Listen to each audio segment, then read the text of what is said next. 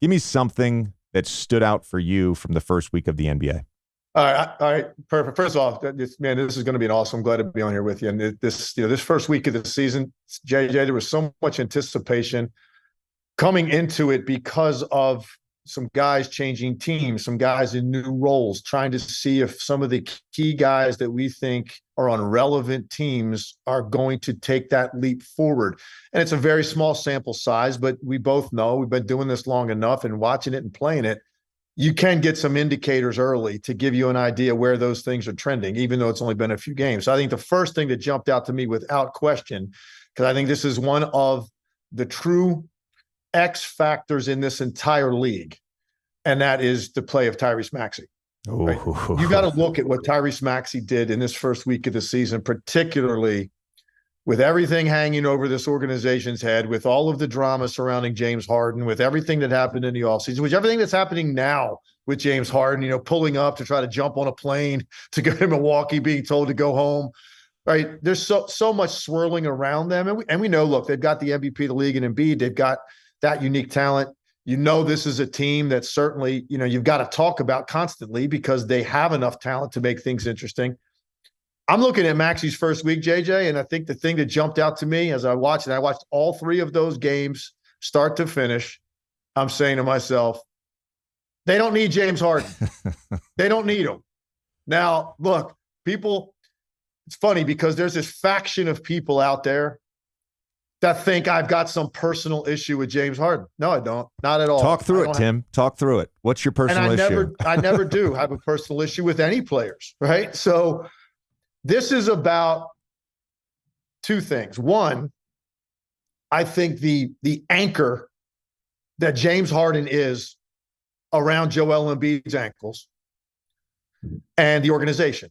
So it's about that and removing yourself from that. And I know that's easier said than done. And that's a whole nother, we could do an hour conversation just on how difficult it is to trade a player like James Harden, particularly this stage of his career with everything that he brings with him. Right, there's a couple spots around the league that seem to make sense, and the Clippers probably at the top of that list. And that's a whole nother conversation. I'm just talking about what you get out from under with Tyrese Maxey out there with the basketball, playing the way he's playing, because he brings obviously elite level talent, and you want to see is he that guy? This never should have lasted this long. They should have moved on from Harden earlier because it becomes much more of a buyer's market in trying to get him and what your return is going to be. So this should have happened a long time ago.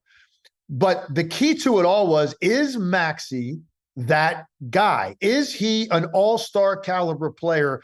Potentially even, hey, is this guy an all-league caliber player? And what you have seen from the first week of the season is eye-popping. Not just the numbers, 30 plus a night. He's also up over 6 assists a game, which that's been the big criticism of him. They've had 3 different guys lead them in assists in 3 games. I don't think that's a bad thing. Okay. He's not going to be a guy that's going to go out there and get you 8 to 10 dimes every night. He's not a traditional playmaking point guard. He's an elite level scorer. He's a 40+% 3-point shooter. He shoots it off the dribble, off the catch. Here's the most important thing, JJ. He plays with an energy and a positivity that affects Joel Embiid. It affects their organization.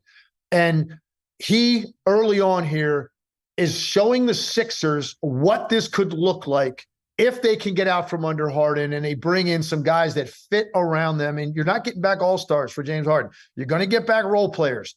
Do you get back the right ones to now move forward with Joel Embiid and Tyrese Maxey as the 2 guys driving this thing every night? And early returns for me this first week, mind-blowing. What Tyrese Maxey looks like, what the Sixers have looked like. They had a 1-point loss to the Bucks and then 2 wins.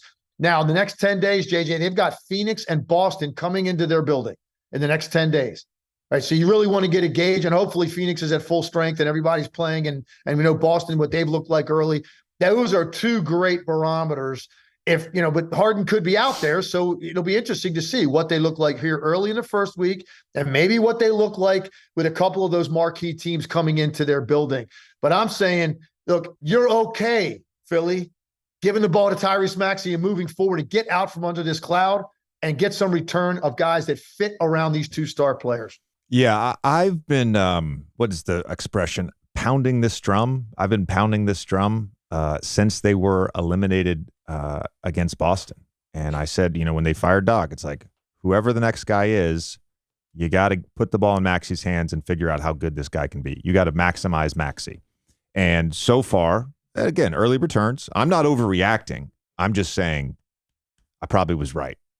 A couple things really. Hey, listen. If you can't send yourself some flowers, JJ, you might never get them. I don't want to make it about myself, Tim, but right, I will. Right. No, it's interesting because when we had Maxey on, one of the things we discussed with him was the playmaking piece is interesting. So if you're the third option, right, and you're a young guy, you don't have a guaranteed second contract yet. You're trying to find your place in this league. I think his role was pretty clearly defined as that offensive pop, right? As that 20-point a night scorer, be aggressive, get out in transition, shoot it when you have it. And so I don't think the playmaking necessarily was a priority. And it's very different if you know you're going to have the ball in your hands, particularly in the half court more. By necessity, you talked about the difference in leading assist guys in each game. By necessity, I don't think you need a James Harden, a guy who's going to dominate the basketball and set the table for everybody else if they're going to play the way Nick Nurse wants to play. It's been a point of discussion throughout this preseason. We have more body movement, more ball movement. Joel and James aren't going to dominate the ball. I think that helps Maxey. It frees him up, right? And he can, as he's shown through 3 games, he can be a playmaker in the traditional sense. 2 things really pop for me with him. First of all, he's shooting the shit out of the ball. 8.3 attempts and shooting 56% from 3. I don't think 56% on 8.3 attempts is sustainable. What could be sustainable and what is really interesting is his ability now to get to the free throw line. And he's just under 8 attempts a game, shooting over 91%. And for his career, he's been, in the 3 to 4 range. So the increased usage and the increased freedom that he could potentially get, if he becomes one of those guys who gets to the line 8 to 10 times a game with the way he shoots the basketball, you're talking about going from a 20 to 22 point per game score to a 25 to 26 per game score. All the elite scorers in our game find a way to get to the free throw line. And so far, he's done that. And I agree with you. If this relationship with James Harden, if it really is fiend, if it's really over, right? Getting role players back, the right role players that fit with what they're trying to do, and Maxey elevating his game, yeah, Philly's in the conversation now. Philly's in the conversation. Here's something else, JJ. Last thing on Maxey for me. Here's where this is something that is so impactful for their entire team.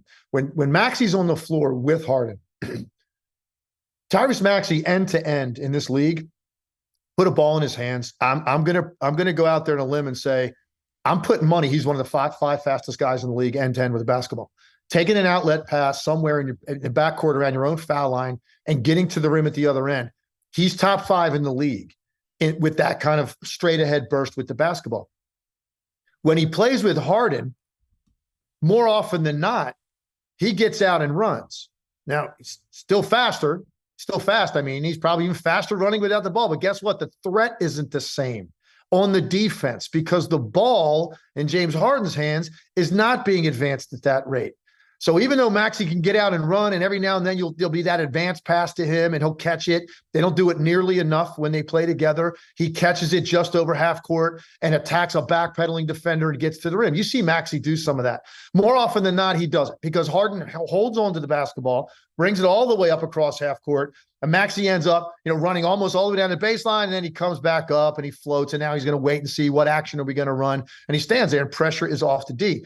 When he is on the court without Harden and the ball's coming to him or he's grabbing it off the rim because he's averaging 6+ boards a game, he takes it himself. The pressure and surge initially up the court with a live handle with a guy that fast is so good for these other role players because of what you are going to do to force guys to sprint back into the paint, to get, a body in front of him, get at the edge. And now you've got guys running into open 3-point trail threes. You've got even Embiid running into potentially a trail three, which he likes to shoot a couple times a game. The pressure is so different when it's outletted to him as opposed to when he just runs the wing. And that's what I've seen here in these first 3 games. That first 2-3 dribbles, he's already in basically the 3-point area scoring on the other end of the floor. And look at the scrambling, frenetic rush to get back. What does that create for some of these other guys that are not going to create offense for themselves?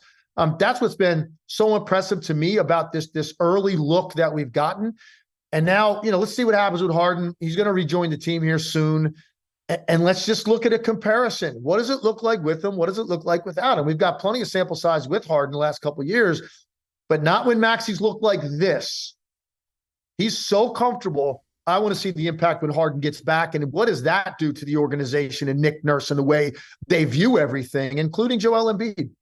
Yeah, in the NBA, you talk about like offenses unto themselves, right? And you could talk about Denver could run a Nikola Jokic post up, right? Or with Sacramento, the Sabonis dribble handoff game, whatever it may be.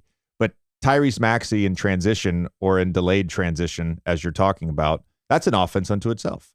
And I totally agree with you that it's not just him scoring the basketball in those situations. It's the pressure that he puts on the defense, which then creates scrambles, which then allows the role players to get theirs.